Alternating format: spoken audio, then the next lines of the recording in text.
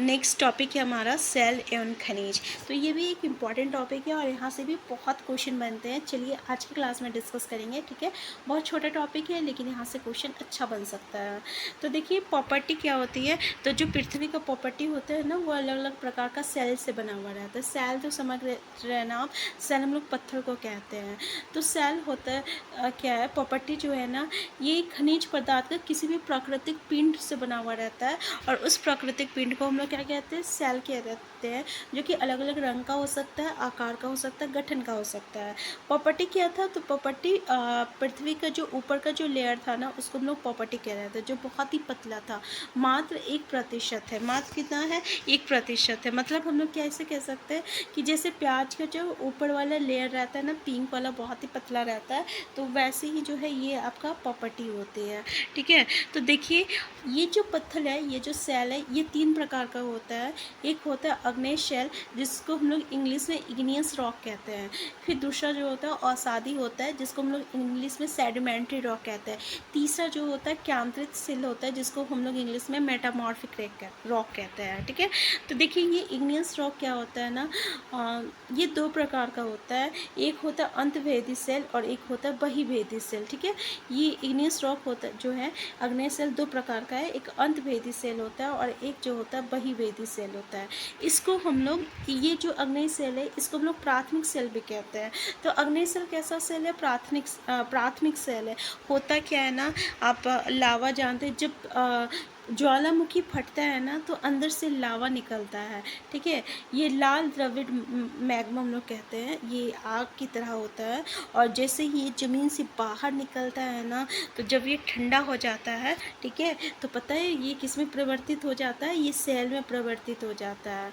और ये जब सेल बनता है तो इसी को हम लोग क्या कहते हैं, बहिर्भेदी सेल कहते हैं। लेकिन कभी कभी क्या होता है ना, कि ये जो लावा जो होती है ना, ये जो लावा जो रहता है ज़मीन के अंदर ही रह जाता है, ठीक है।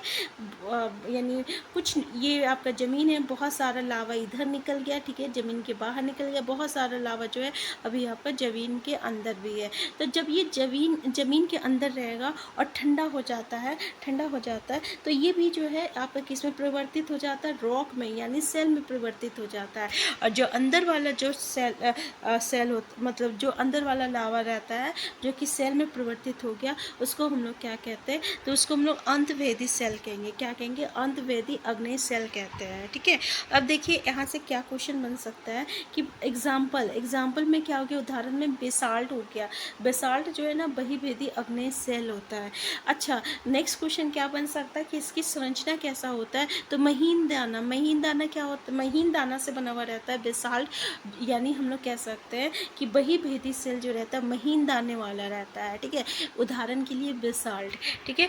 और ये जो अंतभेदी सेल होता है ना, ये सेल जो है, इसका उदाहरण क्या हो गया, ग्रेनाइट हो गया। ये कैसा दाना से बना रहता है, तो ये आपका बड़े दाने का रूप ले लेते हैं, बड़े दानों का रूप ले लेते हैं। तो याद रखिएगा कि जो अंतभेदी सेल है, ये बड़े दानों का रूप लेता है, ठीक है, यानी ये बड़े दाने से बना रहता है। तो ये समझ में आ गया। उदाहरण क्या हो गया, ग्रेनाइट हो गया। तो ये था आपका अग्नेय सेल। दूसरा जो होता है ना, इसको हम लोग औषाधी सेल कहते हैं, औषाधी सेल कहते हैं। देखिए जब बड़ा बड़ा पत्थर जो है एक दूसरे से टकराता है, या कभी जो ये पत्थर होता है ना, लुढ़कता है, कभी किसी से टकराता है, ठीक है, तो छोटे छोटे पार्ट में, छोटे छोटे कण में जो है ना, ये टूट जाता है। जैसे बालू होता है ना, आप देखे होंगे, उसको हम लोग कह सकते हैं। तो ये जो है ना, कभी पानी से, कभी हवा से, एक जगह से दूसरी जगह जो है आके जमा हो जाता है, ठीक है। तो यहाँ आके ये जमा हो गया, कुछ दिन के बाद फिर से यहाँ आया, फिर जमा हो गया, कुछ दिन के बाद यहाँ फिर आया, फिर जमा हो गया, कुछ दिन के बाद फिर जमा हो गया। तो इसी तरीके से ये जमा होते होते नीचे धंस जाता है। और जब बहुत ही इस पर उच्च दाब और ताप, यानी हाई प्रेशर और टेम्परेचर जब इस पर पड़ेगा, तो धीरे धीरे जो है ये किस में परिवर्तित हो जाता है, औषाधी सेल में परिवर्तित हो जाता है, ठीक है। तो औषाध से बना हुआ रहता है, इसीलिए ये जो पत्थर बनता है, इसको हम लोग औषाधी सेल कहते हैं। अब देखिए इसमें जीवाश्म भी हो सकते हैं। जीवाश्म होता क्या है, ठीक है। जीवाश्म जो होते हैं ना, छोटे पौधे या आपका जंतु होता है जीवाश्म। एक्चुअली क्या होता है, जैसे कि यहाँ पे आके बालू जो है कहीं से बह के यहाँ पे आके जमा हो गया, अब यहाँ कुछ कीड़ा मकोड़ा आया, कुछ पेड़ पौधे उग गए, ठीक है।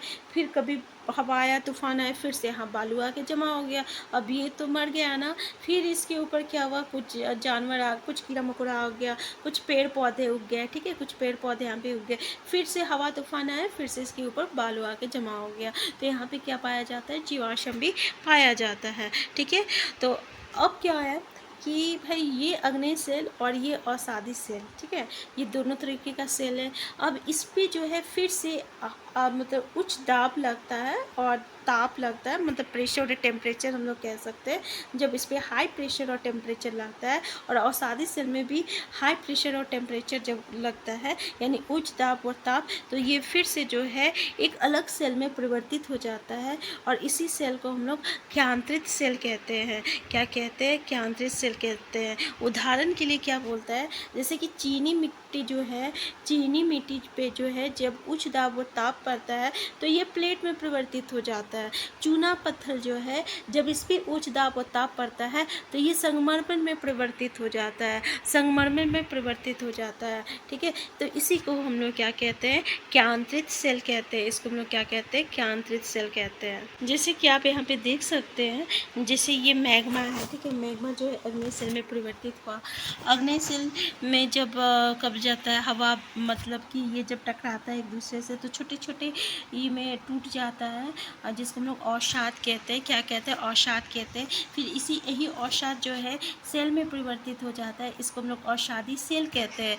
अब ये जो औषादी सेल है और ये जो अग्नि सेल है, दोनों पे उच्च दाब और ताप पड़ता है तो ये क्यांत्रित सेल में परिवर्तित हो जाता है, और ये क्यांत्रित सेल जो है फिर से लावा के रूप में जो है बाहर आता है, और कभी जो है आपका मैग्मा के रूप में बाहर आता है, और फिर से ये सेल में परिवर्तित हो जाता है, अग्नि सेल में परिवर्तित हो जाता है। तो इसी को हम लोग क्या कहते हैं, सेल चक्र कहते हैं, ठीक है। इसको हम लोग क्या कहते हैं, सेल चक्र कहते हैं।